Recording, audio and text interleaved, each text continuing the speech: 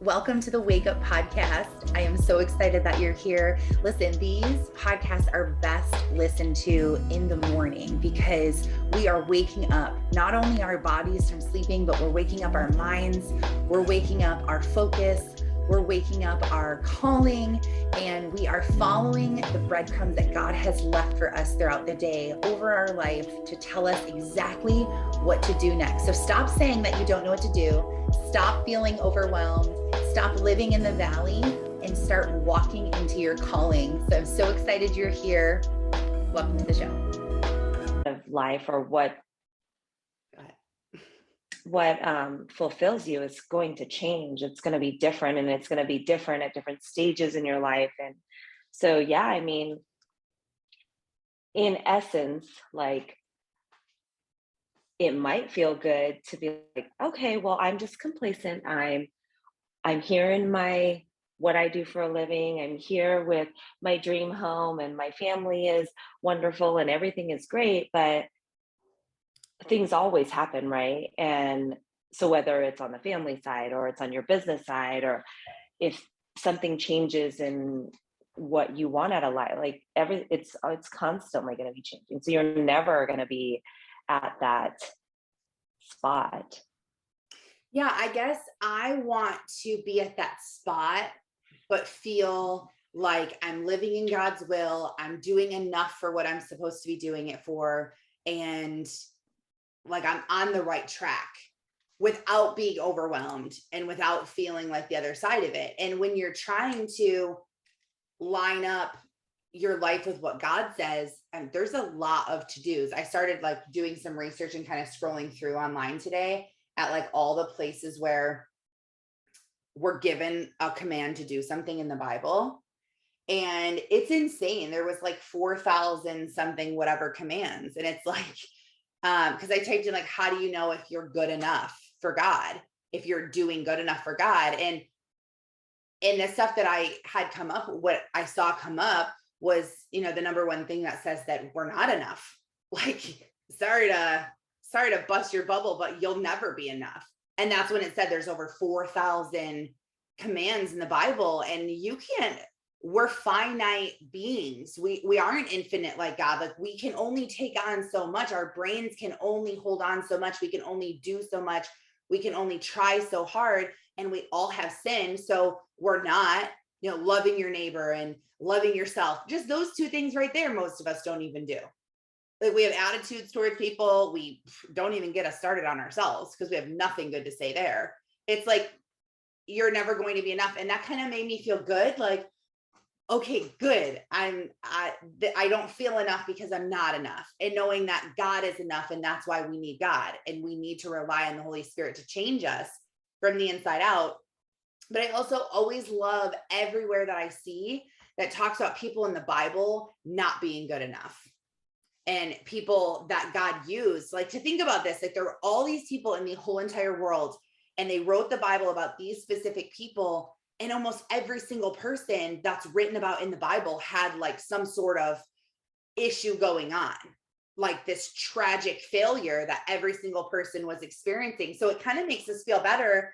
Like, oh, okay, good. Like, David murdered and cheated, and Jonah ran away, and Elijah couldn't hold himself together. Like, all these people that just doubted and denied, and they had affairs and killed people, and no one was really good enough when you saw it on there. And that was like my good enough thing. Like, Eve wasn't a good enough wife. And it's a good thing, because if she had been, we might not be here today. Like, as I was kind of going over these things where like, I'm not enough, or in my recovery group right now, we're on step 5, which, if you want more information on the recovery group, if you click on the link in my bio on Instagram, which is just at Taryn Sarconi, scroll all the way to the bottom, and the resource link is there that you can click on it, and you can find a church near you or an online program that does this recovery program. Highly recommend it. We're on step 5 right now. And step 5, you have to list out, well, step 4, we had to list out and take inventory of like all the areas in our life that we've done wrong, out of all of our resentments, all of our fears, all of the harms that were done to us, all the harms we did to other people, sexual sins, sins around your recovery, like what you're in there for. And at first I hated it. I was like, this is stupid. I don't want to do this. But I started doing it. And as I started praying and asking God to remind me of these things and write them down, I had a moment where I was disgusted, like just absolutely, I cannot believe this is who I was, because I blocked out a lot of things that I've done in my life. And then I just realized, like, this person isn't even me anymore. I am not this person. And the whole point of having us write these things down were so that we could see where we fell short. We can see where we've done wrong. And then God gets the glory. Just like all of these people who, Jonah was a coward. He wasn't a person that was can you imagine? Okay, think of this. So God speaks to you and tells you to do something. Like for me, he told me to write a book. Can you imagine if God was like, hey, I want you to go into a war zone right now. Like, I want you to go over to Poland, where all the refugees are going and where it's mass chaos. I want you to go over there and I want you to tell the leader to let my people go. And this leader was known at just beheading anyone who even talked to them. You know how scary that would be? Like, I can tell you that I'm not a person that could do that. Like, I would be listed as a coward in the Bible. Like, Taryn was told this, she ran away, she never did it. And so the people were never let go. Like, the end, ruined the whole thing. These people were not known as these like noble, bold, courageous people. The Bible even talks about Moses having some sort of speech impediment or stutter or something. And he was the one that was chosen to do this. But realizing that we are not enough, and when we're not enough and we become still and we let God control our lives, then he can get the glory, because it doesn't make sense that we've accomplished this. It just happened and it really wasn't anything to do with us. And that's what God wants us to do. So I'm feeling like I'm not enough. I'm feeling like I'm failing, but it's funny because I am right now living in the exact place of my life that I've strived to live in for the last 2 years. Like, the whole point of me stopping hustling and stopping being a workaholic was so that I can be present in every single moment. I can have a good attitude. I can be available for those who need me, that are around me, and I can help people get out of the valley and heal and connect to God and connect to their purpose. That's all I've wanted to do. And I'm literally living in that right now, but I'm still feeling like I'm not doing enough. I'm not doing my business enough. I should be working more. I should be writing my book. I should be contacting more people. I should open up my schedule more to do one-on-one coaching. And it's my favorite thing that Tony Robbins says, that we should all over ourselves. And it's like, I should do this. I should do this. I should do this. And that's just a way that the enemy just gets in our head. And so really, like, after I messaged Alicia and told her that I'm living in this vacation mode and I need to get into work mode, I realized, and I wrote about it yesterday in my book, and it just solidified the point even more. And I'm going to go back and add to the part where I wrote about this, how important it is to have people in your life that will speak life to you, to have your person in your corner. And Alicia is someone that I know God brought to me, because when I started praying, Lord, connect me with people who I need, who they need, or who they need you, make your perfect connections, bring me people. She was one of the people that just literally showed up on my doorstep. I mean, not really on my doorstep, but just showed up there. And we had this connection, and it was this spark, and it was this like, almost this like, I've known you forever type of thing. And it's no surprise to me that God used her yet again yesterday to kind of refocus me and realign me with what God says, and to get me out of the devil's claws. Because without even realizing it, we end up right back in our cage that we came out of, and we just don't realize that we're back there yet. that we're shackled. We haven't tried to run away yet, so we don't realize the shackle clipped to our ankle again. And we're like, oh, life is great. We're distracted. We're looking at our phones. We're busy. We're running. We're doing all these things in our mind. And then all of a sudden you look down and you see around you and you're like, oh crap, I'm right back to where I was. And then you have all those thoughts that come in, like the fears and the doubts and the stresses, and you start realizing all these triggers and these things that are making you feel, now you're isolating, now you're ignoring people's phone calls again, now you're going back into thinking like, oh, poor me, and my life sucks, and what am I going to do, and I really need to make money. Like that thought pattern of money pops in a lot for me, that all of a sudden it just like creeps up and it explodes of like, because we are signing our last official paperwork to buy our property, and we're doing it at 4 o'clock today. So it's very exciting. It's a humongous milestone. I haven't even like begun to process that. And it was totally God. It was not us. And that's why I love it that it just like landed in front of us and it all works. But so we're buying this property today, which is a lot of money. And then now we're going to build our house. Like we're going to build our house, and we are going to build a pool, and we're going to build all this stuff. And now it's like, how are we going to pay for this? Should we have bought this property? Maybe we shouldn't have bought the property. Maybe we should have just stayed here. And like, this was too much. And I like, how am I going to make money? And I really should be working more. Okay. What can I do? What can I do to make money? What can I do right now to make money? Okay. Maybe I'll start coaching. And then I'm like, no, I don't want to do that because I want to be focused on my home. And it's like, just like that, the devil just like grabs one thought and then like just like pulls you over here. And now you're like worried about money and you're stressing, what am I going to do? And and it's like, just stop. But you have to have someone open your eyes to be like, why are you thinking that way? Why are you talking that way? Why are you looking at things that way? And a lot of times we can't see it because we're in our own emotion.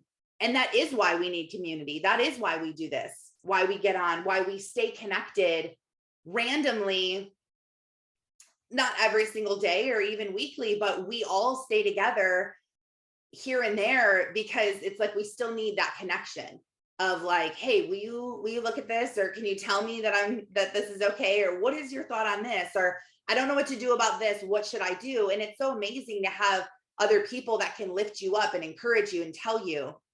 And like Melanie the other day, thank you so much for checking in on me on my book. And she's like, if you need an accountability partner, I'm your girl. Like, let's do this. And I'm like, you know what? I do need that. You checking in on me, like, how's it going with that goal that you set is huge. And so if you have a goal, share it with other people so that people can check in on you. And they can know, like, Terry, how's your scrapbook coming? I know it was a huge goal of yours. I know it was a huge dream, and you were like exploding at one point. Like, I have to get this out there. I have a mission. I have a purpose. And sometimes we just get busy. Sometimes we start doubting ourselves. Sometimes we're like, I don't know if this is even going to work. I'm just going to kind of put this on pause, go over here. And you need that person that's like, how's it going? You said this was your goal. How is it going? Like, we need to do a better job at that, I think, because there are so many attacks and it is so hard to stay focused on where we're supposed to go. And that's why journaling is so great too, because it's like accountability to yourself, that you can write yourself something in a notebook.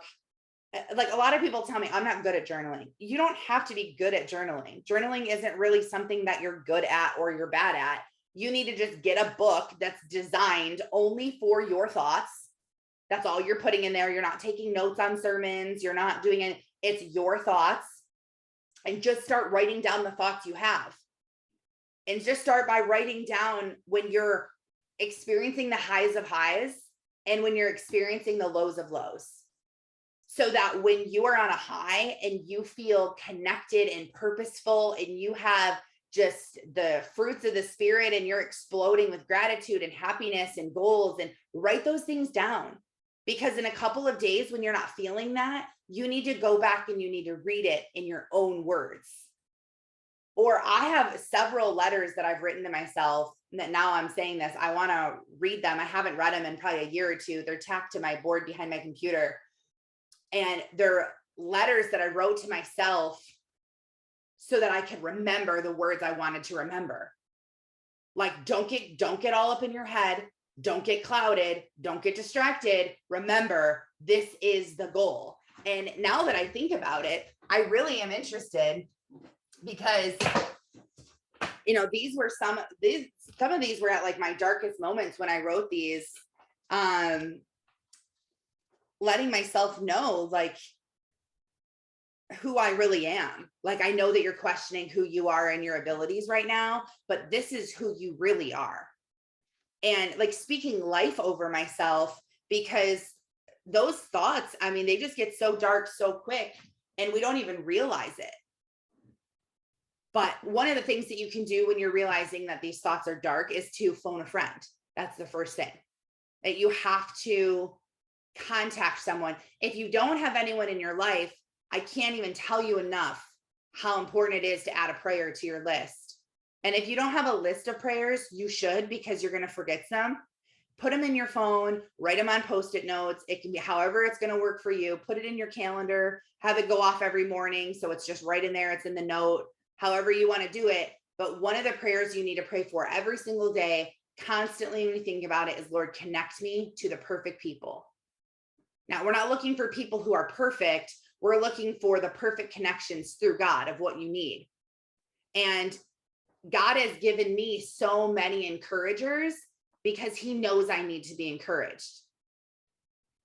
And it's just amazing when you see God showing up and doing that. And I was thinking last night that I'm still connected to every single one of my encouragers that God brought me since I started praying this. I am still connected to every single one of them. We stay connected, and it's this soulful connection. Like I've said, it will blow your mind. I even have a list in my journal of all the people. One time when I was flying home, I thought of it and I wrote down everyone I could think of that I knew was given to me from God. And all of your names are on there who are on here live. And a lot of you who probably listen to the recording are written down there too. Because we don't realize what an impact someone else can make on our life. So that's the first thing that we need to do. And then the other thing that I was realizing was that as I'm writing down all of these fears, so it was all of the fears that I have.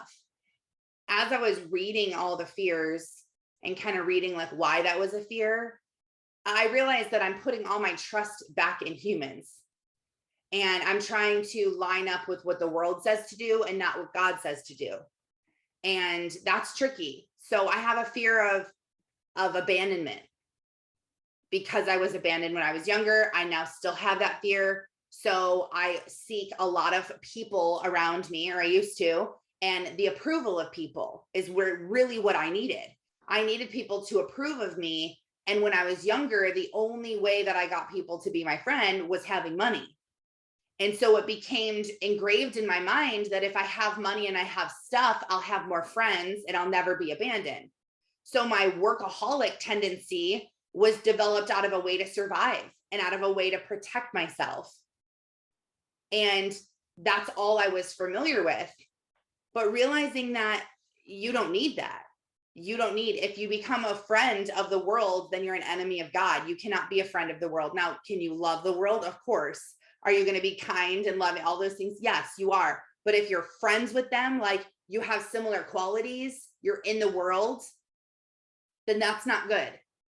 So realizing that these fears that we have, writing them down. I one time had a funeral for fears. I had it at my house with my kids. And then I also did one virtually with a big team of people. And it was so interesting what we did. It was such an easy thing too. We started out by writing 10 things that we were either afraid of or that we didn't like about ourselves. And we wrote them down. And so this is great to do with kids too. Would also be great to do with a spouse. Maybe like make dinner and do this after or something. And it's a really great thing to just open up and talk.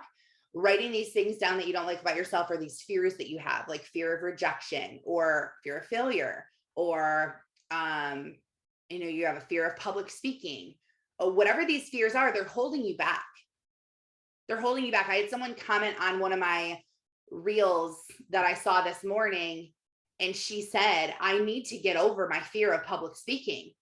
I became a certified life coach. I want to help people heal in Christ and lead them back to God. And I'm terrified to talk to people.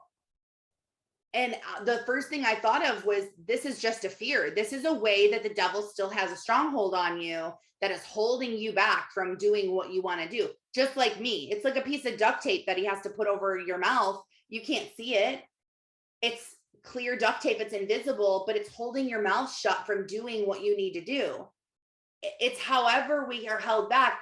To me, the devil holds me back in my mind and in my thoughts, slipping one little thought into my head, hoping that I grab onto it, and then I just roll with it and I listen to it on repeat. And it sucks. It really does. It sucks to live like that. We have to learn to let that go. It's also hard because we have been programmed on these limiting beliefs that we don't, like, we're programmed.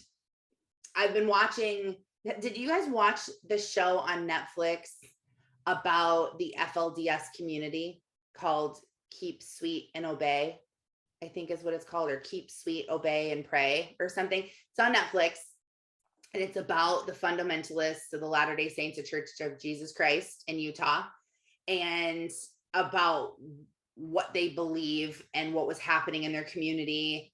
And just all of the stuff happened, and they took the leader and he's in prison for life, and just all of this stuff. But it's crazy. In this community, there's thousands and thousands and thousands of people, and they're more known as the polygamists. So there's thousands and thousands and thousands of people in this community, and some of them now are third generation believers, meaning their parents and their grandparents were born in that community. So like, that's how deep these beliefs are now. Like, your grandparents and your parents and you were all born in this community with this belief. And when some of these people woke up and they got out of it, they just couldn't believe that they had believed this for so long. And now they don't even know what to believe, because they were tricked before. And it's like, this is how you were formed into your thinking. This was the belief that you had, that it was engraved in your brain that everyone in your family believed, or else. And we are very much the same. I started watching the show, and all I kept thinking of is, this is just like every single person in the whole world, brainwashed into thinking something, and you truly believe it, and you hold on to it just because other people told you to believe it. And a lot of these things are wrong and inaccurate and are terrible things to believe, but you just believe them because that's what your parents told you and it's what their parents told them. Like, work hard and you'll be rich. If you want to be rich, you have to work super, super hard. You have to sacrifice. You have to work, and you will be wealthy. And that's actually not true. There are a lot of people that have made a lot of money, and it really wasn't that hard.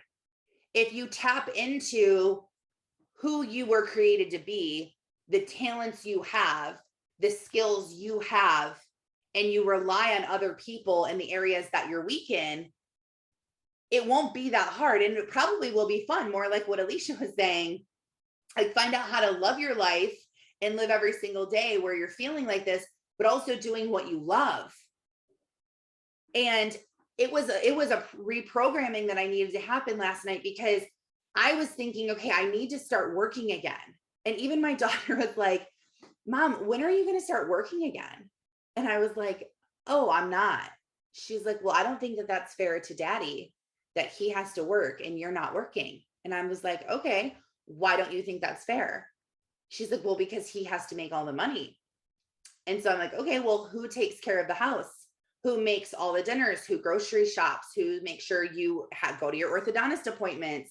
Who makes sure that the pool is clean so you guys can swim in it and you have clean clothes? And I'm like, who would do that if I was working all the time? And she kind of didn't really say anything and was just sitting there for a second. And she's like, well, you could work just a couple hours a day, like before we wake up. And I kind of sat there, because that morning I really got serious with God, and I was just telling him, like, I need to know what to do. I need to know what to do. Am I going to I know that the people need me. Like, that's not a debate in my mind. Like, I know people need me because people are in my DMs, they are texting me, they call me, they ask me. Like, I know that people are out there and they need me. I haven't even posted anything on Instagram, and I still have people commenting and like coming. So I know that the people are there now. And I know that the message that I have will improve their lives through God. I know that I need to be writing my book. I know I need to do that. But I'm like terrified to get back into work mode because I don't want to get back into hustle mode. So it's almost like an alcoholic that's like, maybe they're not like a full blown alcoholic, but you're like, okay, things have been getting a little crazy lately. I'm going to like reel it in. I'm going to stop drinking for a little bit. Maybe you've been like, 4th of July mode. You drank a bunch over the weekend and now you're feeling guilty. And you're like, okay, I need to like reel it in. No more drinking on weekdays. Like, I'm only going to drink on the weekends. And you do that. And then you're sober for like a week or two. And then you're like, am I ready to go back on the boat and have all those drinks? Like, am I going to be able to say no? And you're like getting yourself back in it. It's the exact same thing, like the addiction. Like, am I going to be able to just work a couple hours in the morning and feel good and feel fulfilled and walk away? Or is it going to be this thing that just overpowers my life again? And I've worked so hard the last 2 years to get out of that, that now I'm like so scared on the other end and I can't even go back in. But I know I need to go back in. I know that I'm needed, and that's what God wants me to do. Not only does God, not really does God want me to work. This is what I'm thinking in my head. Like, God wants me to work. I am an able-bodied person. I do have time in my day. I could be doing stuff to make money, but God wants me in my purpose. And when you're connected in your purpose, doing what you were created to do, the money will flow because you're doing the thing because it's what you love. So for me, like, what I love to do is I love to coach people. I love it. I love it so much. I know that God gave it to me because my mom will be like, I can't believe you would love to do that. That sounds like hell. I would hate to do that. I'm like, well, I just love it. Like, tell me your problem. Tell me what's going on inside of your head. Tell me what you want to accomplish or what's holding you back. Like, let's talk about it, and I will absolutely be able to help you. I love doing that so much. Now, I wish I could do that to myself. I try to coach myself, and I try to like step out of the emotion and try to coach myself, but it's so hard because you're in the emotion. So when you're in an emotion of frustration and irritation, you're just like, you're frustrated. You're asking all these questions. You're doubting. You're like, this isn't going to happen. And yeah, but this, and you have an excuse for everything. It's hard to coach yourself out of something when you just are in that excuse mode. So that's why you need another person to say like, hey, this, and you'd be surprised. A lot of people are better. Don't really think of it as a coach. Think of it as a friend and a listener. A lot of times people just need to talk. You just need to listen to them. Just be a good listener, and then give advice that is biblically based. And if you don't know what it is, say, you know what, let's look this up together. Go to gotquestions.org and type in, what does the Bible say about being enough? Or what does the Bible say about divorce? Or what does the Bible say about anger? Or what does the Bible say about pride? Or, what does the Bible say about toxic relationships? What does the Bible say about drugs or addiction? Or write it in there, and you'll be able to get some good advice for yourself and for them. But I love coaching. I could do it all day long. It's scary because I will do it all day long. And I did do it all day long, where I was doing it 16, 17 hours a day. And I was just on fire. And the more people I coach, the more people I help. So the more approval I get of people, where they're like, thank you so much. You gave me exactly what I needed. This changed my day. This flipped everything around. And that's a good feeling to my flesh and my ego. And then now, instead of relying on God to fulfill that, I'm relying on people. And so I work harder because I want more praise and approval, when really that's just an idol. And I'm not doing God's will. I'm using the skill and the talent that God gave me, but I'm not using it in the right way. just like Jesus drank wine. You can drink wine. It's not against the Bible to drink wine. But if you're getting totally wasted, sloshed, can't stand up, can't make good decisions, then that's not okay. It's the same thing. Like, use this thing. It can be great and beneficial and fun, but it also can lead to destruction and be terrible if it's used the wrong way. So you first have to know what your skill is. What is that thing that I can do all day? And a lot of people are stuck on step one. That's where the most people I find are stuck at. Like, that's great, Taryn. I would love to do that, but I have no idea what I want to do. I have no idea what I like. I have no idea what I want to do when I get older. And it's not your fault. It's because you were raised in a school that wanted everyone the same. And they told you all of these things and limiting beliefs, and they wired it in you to go to college and said that you'll be a loser if you don't, and you got to go to college, and you got to get into college, and you got to, even if you don't know what you want, you just got to get in there and just do something. Just go to a community college, get a couple years, you got to have a job, you got to have a job. And they push like this 9 to 5, this, what are you going to do? And you never have an opportunity growing up to really figure out, what is it that I want to do? What is it that's fun? And typically when kids express this like fun, loving, exciting skill that they have, adults just squash it. Like my son right now, he wants to get paid for video gaming. And the world is like, yeah, okay, sure you are. Like, you know how many people do that? You know how hard it is to do that? No, you need to just do something else. You need to just go to school, go get for 4 years, go be like an engineer. An engineer, you get paid good, you have good time off, you have good money, but you're also treated well. They're hiring everywhere right now. You should do that. So this person goes to school to be an engineer, not because it's what lit them up, got them out of bed, woke them up. They started going because it's what was just pushed on them. And then they wake up when they're 35 and they're miserable and they don't know why, because they're exactly where they are and have achieved everything that they have wanted to achieve. But now they wake up and they're miserable. And that's what happens. And a lot of us are women that go through this and then have children and then are like, okay, wait a second, now what? Because you have kids, you become a mom, and that's who you are. You are a mom. You are in mom mode. You are a mom first before you are yourself.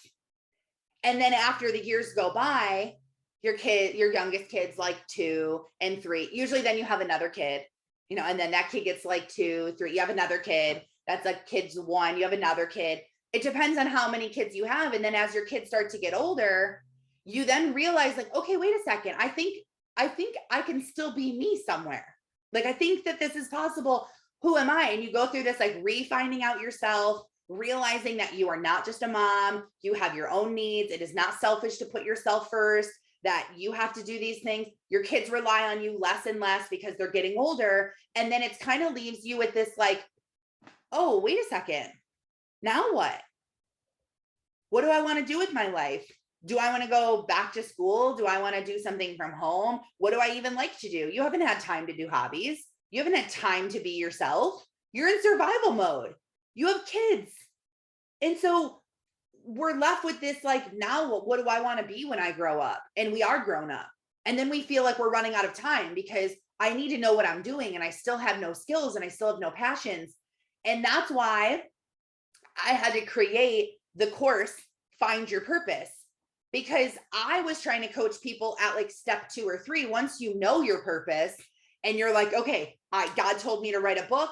I'm going to do this. This is my platform. This is my plan, or I'm going to be a life coach, or I'm going to build this scrapbook, or I'm going to start an apparel business, whatever. When you know what the purpose is and you're like, okay, this is what I'm supposed to do. I want to help people. Okay, what's the next step? Now you know your purpose. I want to connect and help you get to the next step. But as I was trying to coach people on, okay, you need this as your profile picture, and you need to be posting this, and this is how you boost the algorithm, and this is how you get to be seen. I was like teaching all of this stuff when people are like, oh, wait, go back. What's step 1? Like, that's great. Like, okay, posting every day, profile picture of me smiling, no sunglasses on, no filter over it. Like, okay, this is great. But what am I posting? What am I posting again on Instagram? Like, go back to that part. What do I post? And you don't know how to go to step 2 until you're at step 1. So you complete and find your purpose, and then you move on. But I'm realizing that the biggest piece of this puzzle that holds it all together is like the glue that holds all the pieces together is staying in close community so the devil's voice is just muffled out and you can't even hear it. If you have so many people that are speaking life over you, that are encouraging you in your goals and in your dreams, and you have people that are giving you feedback and they're checking in on you, and they're asking you how things are going, and they're asking to see a sample of what you have, and they're kind of holding you accountable, but they're also there to be like, that's the devil in your head, don't let him get in your head. You know, April did that for me last week. I was telling her, I was kind of the same message was going on in my head, like, what are you going to do? How are you going to afford this stuff? How are you going to afford your dream house? You're supposed to be building your dream house and you're not even making money right now. Like, and I don't care. I don't need to make money right now. But that thought is just like in my head now. And so April was like, that's just the devil trying to get you focused over here, so you miss the point over here. And it's exactly true. It's what had been happening. And so I think that if I know as much as I know about the valley, so much that I'm writing a book about it, if I keep stepping into holes that I don't see are there and don't realize I'm in the hole for a couple of days, how many other people are doing the exact same thing? I can recognize the signs of the valley. I know what they are. I know how to get in the valley and I know how to get out. And I find myself in these little pits where the devil just has a hold on my mind and it's slowing me down. That's what it is. A shackle is slowing you down. Remember those commercials for the DUIs? And it's like this guy that was like attached to a ball and chain, and he was like walking and like pulling his leg, and like the ball's like moving and he's walking like super slow. And it was like, not only is it a $20,000 fine for a DUI or $20,000 in fines and whatever fees, but you also have to pull this thing around for the rest of your life. And like you saw the guy like pulling it. That's exactly how I feel like it is with us and the things that we believe. You might have your purpose and you might say, okay, this is what I'm going to do. But if you don't stay ignited and excited and around encouraging people, this dream is going to die. It's going to die, because you can't have it around, especially if you have it around people who don't believe, people who aren't going to help you encourage this. If you have people around you that are trying to like blow out your flame and you're trying to protect it, like they will do that. And that's why we shouldn't share a big crazy dream with just anyone. And I think that that's why so many people will message me and share their deepest dreams with me. They're like, this sounds so crazy and I can't even believe I'm saying this, but like, I want to move to Spain and be a teacher and help these kids. And I hear the most amazing, beautiful dreams from people, but they think that they're stupid. They're embarrassed to even say them. And it's good that they're protecting them, because you can't expose it to anybody. If they told their family, I think I'm going to sell everything I own, move to Spain and be a teacher and be an English teacher in Spain, most people would be like, are you crazy? Like, how are you going to live in Spain? Do you even know what it will take to live there? Do you have money to do that? Do you have a job lined up? Do you know that you can get work when you're there? Like all of these fears that people just put in your head. So you should hold on to a dream. But that's why it's amazing to have community, because you guys are the first people I call up when I have a dream.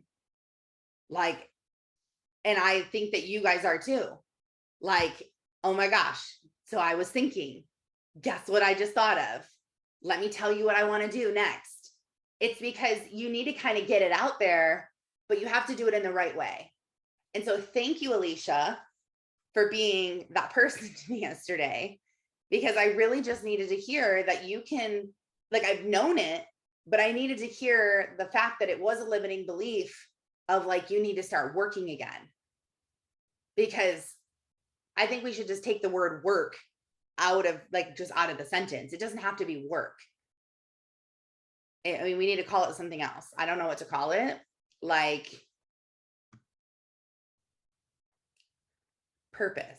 Like, I don't know, just something different. But when you're connected to that, like for you, Alicia, you had the job that it like sucked the soul out of you. I remember you just saying in the mornings how like I'm driving to work, another day, here we go. And then you start dreading what you're about to do, Yeah, you it was know? awful. Um, and that's the thing too, is I look back on that sometimes and I'm like, every once in a while, like I do have that question where I'm like, is that what I was supposed to be doing? And I think for the moment it was what I was supposed to be doing, because I did have that dream of wanting to be like somebody in a company, in like I wanted to climb that corporate ladder and like be that person.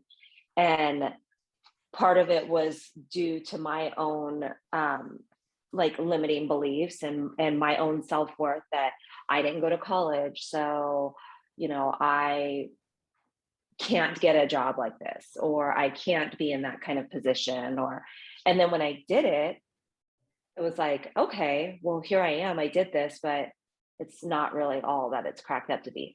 And it was more so that it was not self-fulfilling.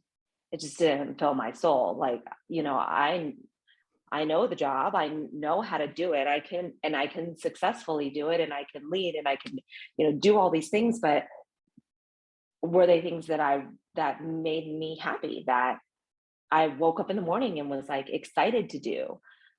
Absolutely not. Like, Mm-hmm. no way. um and I still now work a 9 to 5, but I work a job from home where I don't have to commute. And that was like one of my biggest things there. Was like, I don't need to drive 45 minutes or however long it took me to get to work every day to come sit in this office and by myself, because I literally worked so much that I did not even hardly conversate with anybody. Hi, April. And then it was like, then I would get in my car and drive 45 or minutes or longer home. And then I was exhausted. And by the end of the week, it was like, because I worked so many long hours and I got up so early in the morning, by Friday, I was just exhausted. And then Saturday, it was that hustle mentality. It was literally like the go, go, go hustle mentality, and Right? now, Just because you're good at something doesn't mean that you should do it. That's no, a belief no. that so many people are like, well, you're so good at it. What are Or, you good at? Yeah, you should do that. It's like, yeah. but I And hate it's it. right, right. It's not about what you're good at. You could be a great cook and absolutely hate cooking. Just Mhm. because you're good doesn't mean that you should cook all the time.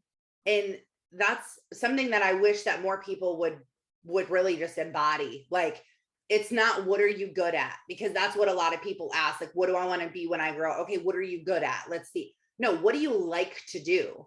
What fills Mhm. your soul? Because the Yep. world just says, well, do you have good insurance and you have time off and they treat you well? And yeah, you should stay there. You're crazy to leave.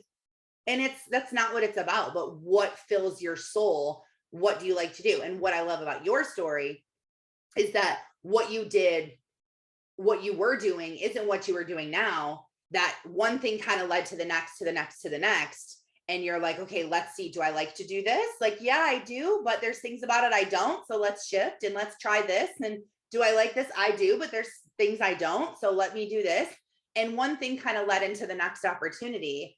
And I think that you have to be willing to just let things change around you. And you always have been. You're like, well, this is just how it is. Like, I'm not going to stress about it. I'm just going to enjoy it. And I know that you probably had a ton of fear. I know it was so hard for you to quit your job. But to me, you really looked very fearless. Like, yep, I'm going to quit. I put my 2 weeks in and here it is. But you were rewarded so much. Like, to think of your life now compared to your life then, how do you feel like your life is different now? Oh, it's 1000% different. I mean, but it took a little bit getting here too, because I also had that hustle mentality, and it's like PTSD. Yeah. It takes time to get out of that mindset where you like, I don't feel purposeful unless I am doing all the work. Hmm. Like, unless I'm sitting at this desk for 8 hours a day, staring at this computer, regardless of whether I am actually doing something that is productive or not, I am not working. Like because I do work from home, I can, or work from wherever, I should say. I don't necessarily have to be home, but I felt like I did. Like I felt like I needed to be in my office. And if I went anywhere, like to the store or out to lunch with my husband, or something that I would normally do at my other corporate job, if I did anything like that, I felt guilty and I felt nervous and I felt scared. I'm like, oh, what if something comes up? What if they need me? What if I need to do something? What if I need to do it right now? And like, what I've realized over time, and now I've been at this with this company for, what has it been, like 9 months, or so. It's taken me like this long to where I'm like, it's okay if I'm on the road, or if I don't respond to somebody like right now, unless it's like a dire emergency. But there's just things that are just okay, and I don't have to be sitting in my office like there's a camera on me, like watching, making, and that's how I really felt for months. And so, there's that's different.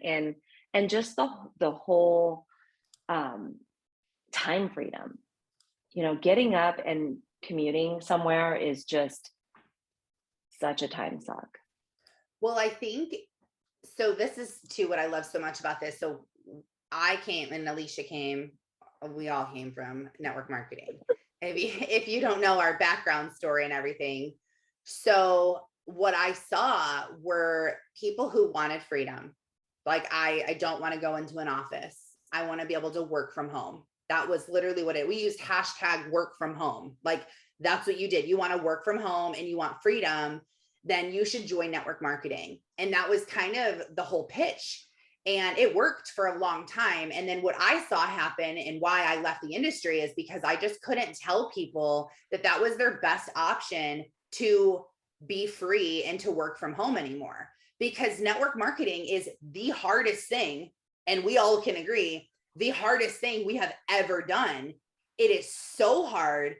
And we were saying, oh, it's the easy way to work from home and to be free. And it's not. And what I found is that people were actually just deteriorating their souls and their self-worth, feeling like, why can't I hit this promotion? Why can't I do this? Why am I not like everyone else? Why? And it's not that you actually are like everyone else, but what you saw was this spotlight of a few people that were just had a better influence and would convince people to move from one company to the next.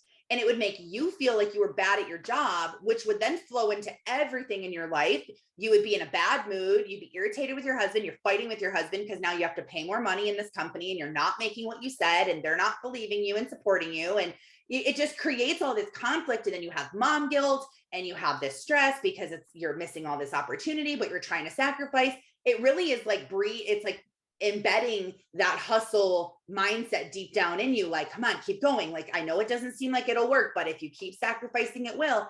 When really it's like, why don't you go get a job from home that they will pay you 30, 40, 50, 60, 70, 80, 90, $100,000 a year to sit at home and have freedom and build a business for someone else. Not everyone is an entrepreneur. Being an entrepreneur is hard. And I actually have had the thought recently, like, I don't know if I like being an entrepreneur as much as I thought I liked being an entrepreneur, because I like to have a passion project, like my book. My book is my passion project. And then I was thinking, like, how great would it be to just log in a couple of hours with people, make the money and turn it off? Like, it's not your passion. It's not your everything that you have. You obviously have to be passionate about to do it and feel some sort of purpose and fulfillment. Now you can be so creative at your job and they're asking you to do all these things that you love to do, like plan events and design shirts and plan retreats. And that stuff is exactly what you've always loved to do. Like, how cool is that? How many people love to plan events and plan retreats on someone else's money? Right. Okay, like sign me up, like, but we are doing what the world is saying to do, and it's just ruining everything we have. Like, don't just do what you're good at, but do what would be fun. And the job is out there. Like, it is 2022, people. It is not 1995. It is not 2007. Well, It's and that's too the one thing that selfish. the pandemic did bring, is that it did bring all these opportunities for people to work remotely or work from home or work, Mhm. or not have to go.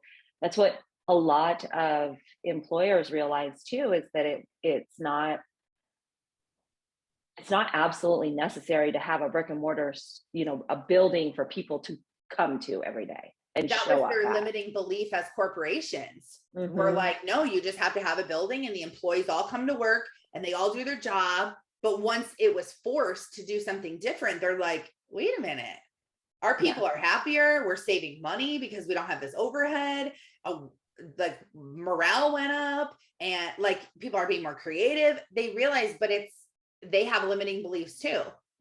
Just do this. You can't trust your people. Get them all in a building, make them drive, Right. put them in dress clothes, like, and it's like, you don't even Hmm. have to do this. It's crazy that how the whole reality of corporate America has shifted. Mm-hmm. But I do think that there is something in what you were saying about being an entrepreneur, um, and why I think it's really not for everybody, is because there is something to be said about community and about having like those interactions with people. And being an entrepreneur is a very lonely place to be. It Mm-hmm. really is. It's you're running your own business, and yes, you have all the freedom and the say so to make it whatever you want, but you're the only one. You're usually And the a only lot of one. people need some say so. They need some input. Like I know I do. I Hmm. it's yeah, it is. I like how you worded I mean, that. there's It's tons of times where I'm um, like just say for instance, just this last weekend for 4th of July, I'm like, I should just run a sale on like all my shirts that have just been sitting in inventory that I haven't sold, and like kind of just move the stuff out and bring the new stuff in. We're going to be coming into fall. Like I'm getting all these new designs for fall, and like I should just do that. And I've been so inundated with this other project that I'm working on that the space in my brain, there isn't enough space in my brain or in my energy field to focus that much energy onto something else. And so, yeah, it's a great idea. But did I do it? No, no. All the stuff is still sitting in inventory. I didn't run the sale. I just didn't have it in me. Now, if I had, let's say, a partner who, was like, hey, look, let's run the sale. Would that be a fire under my butt to get me to do it? Probably, probably, it probably would. Um, but because it's just me and there isn't anybody else relying on me, and it is just, it's just my thing. There's nothing crucial happening. I'm just like, okay, well, I've got all this other stuff that I need to focus on. I've got this, that, and the other, that can wait. I can just do it another time or whatever. So there is that whole aspect, or even just, when I am like designing shirts, like I'm constantly driving my husband, what do you think about this? What do you think? Look at what I, like, he's like, it's great, honey. It's great, but it is a very lonely place to be. And if you're somebody who, I kind of have this sort of makeup in my human design where I am not a very good decision maker. Like I am a person who can't, like, it is physically hard for me to make decisions. Me too. And so part of Very that, too. what comes into play with that is that I'm constantly second guessing myself. So if I'm forced to make the decision, I will replay the decision in my head and torture myself with the fact that I don't think I made the right decision. Or should I have made another decision? Or how many more options can I put out on the table so that I can make the right decision? So, like, let's just keep looking for all the options because I can't make a decision. So there's all these things that come into play when you are trying to run your own business and be in business for yourself. And is that for everybody? No, it's not. It's not for the Um, majority. mm-mm. But I think with that whole like social selling, online marketing industry booming how it is right now, it makes a lot of people think like, well, maybe I am that person. Maybe I could do this. And they try for so long to make it, and they're not that type of person, which it's not a bad thing, but it makes you feel bad about yourself. So it in turn kind of is a bad thing. The one thing I tried to do for accountability is so if I wanted to do the 4th of July sale, I would have made a graphic and I would have posted about it. And I don't always, because there's lots of things that I don't actually like. I'm like, no, I don't want to be held accountable. But for some things I am, like my book, I keep posting about it. Like the book is coming out in September. It's coming out in September. It's going to be ready in September, because like I need to keep talking about it, because if I keep saying it, then I'm going to have to do it. Same with my Well, there's course. something that comes along with putting it out there in the universe too, and like You're actually right. saying it out loud, you Yes. know? So Right. like that, and that is part of my issue too. Like I hold stuff in because I know that once I do say it out loud, it's going to happen. Like that's just it. Like Mhm. once I say it, then okay, here we go. Here we go. You know, Yeah. the ball is rolling. Yeah. So yeah, so I keep a lot of But my maybe, thoughts. maybe too, like that's why it's also hard, because you're like, oh, I should have did this sale. Like I shouldn't, why did I not do it? But really it could have been for whatever reason, there was something in your soul that was blocking you to do this, that you didn't feel like doing. Yeah, and I And and I so, know what it is. Like I thought I was going to be done with this work project last week, and I got all of these monkey wrenches thrown at me where now I'm still in it this week, and like the events are happening next week, and I canceled a whole vacation for 4th of July because I knew that I was going to be in it, not because I had to, but I just yeah, knew that I was going to be in a place where I wasn't going to have internet service, and I needed to have access to some of these things that were going on. So, and so I know deep down, if I would have, like, let's just say I run a sale and it blows up. And then this week, now I've got this on me and that, like, I would have been putting myself in that undue yeah, unnecessary pressure, under that unnecessary pressure, and I don't want to. yeah, right. That's That's just the bottom great. line. I don't want to. That's, but it's good, because it's good that you think that way, because there is no push to do it. Like if you're stressing about money and you have the scarcity mindset that most people have, then you will push yourself to do things prematurely, because you have to make money. You need money Right. so bad. And that's why if you have a passion project like your apparel business, I would say is the same thing. Like it's something you're passionate about, you love to do it, then try, if you have to, go get another job to take that pressure off, so it can remain a passion project, where it's not like the bills are due, we need $2,000 by next Friday. Like, because then you're not going to be operating out of passion and love and just abundance. You're going to be operating out of fear and scarcity and limiting beliefs, and it's going to feel terrible, and you're not going to be successful. It's not even going to work. And if you do get success for a minute, you're never going to last, because you can't sustain that. And so that's so mature that you were like, no, I don't need to do that. And you're right. You've put yourself in a position where you don't need to do that. You have another job that's paying your bills. And now you have this passion project where now you're like, okay, when I'm ready for these sales to come. And you've always said that, that when you go all in, it's going to happen. And it's being prepared for that to happen and being Right. ready for that. Like, are you ready for 100 orders to come in today? And a Yeah. lot of us, aren't, No. a lot of us aren't ready for that big success. Like we don't have systems set up. We don't have things ready to take on all that success. So instead of thinking like, well, I need to sell more. I need to sell more. I need to do that. Think about like, are you ready?